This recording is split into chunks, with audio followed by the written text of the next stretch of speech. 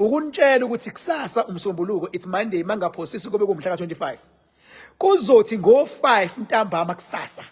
Sebengithege abantu ngaze ngazwela bethi angikhulume ngodaba oluthinta umngomezulu.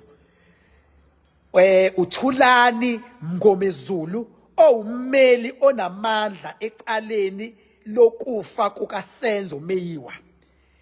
Bambonile abantu egula esecourt.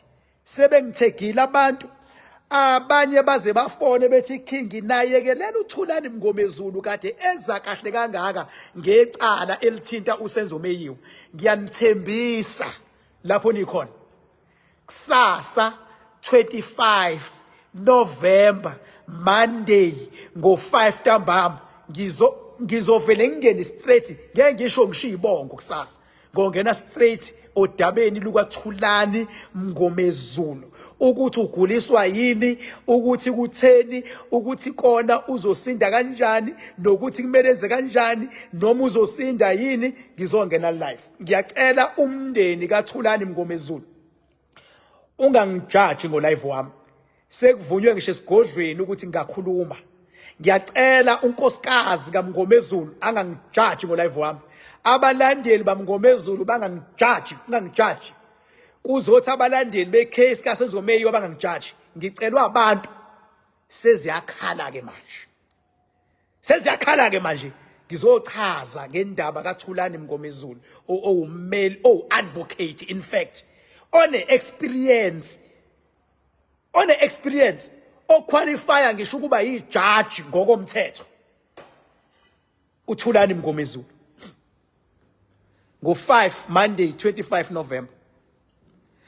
Mase ngiyacela lapho nikhona emakhaya ukuthi ngiyacela ukuthi noma kuthiwa whatever that you are going through but ungadiscipline idlozi lakho nge-challenge that you are going through because awulazi izimpi elilwayo awazi ukuthi ekulweni nawe selihambe kangakanani. Ngizokhuluma ngodaba lukaThulani Mngomezulu advocate ecaleni likaSenzo Meyiwa ngokugula kwakhe nangoba ummeli nanemimoya emhlaselayo njengoba egula. Wena onyanyayo fokofo like ayikho into engizongayithinti kusasa mase ngikhuluma uThulani Mngomezulu. Ilabo ezobona khona abantu ukuthi angikho ku level yempatha mina.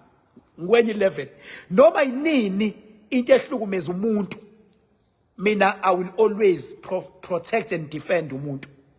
La ukhona mawuyinyanga mawuthi uyinyanga umsebenzi wakho ukuvikela umuntu not exploiter umuntu.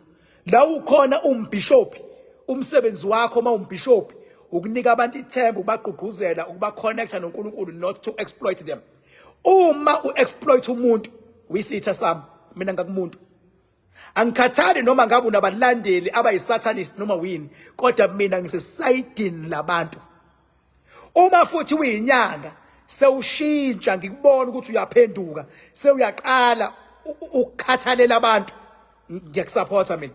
Kodwa mawuyinyanga ethi isebenza abantu mina mangikhuluma ngiphazamisa yona ekusebenzeni abantu uyimpatha la kumina gcola ngakufakela. Mawuyinyanga edlala icash njengalesi bengisibona sidlalo fuck off.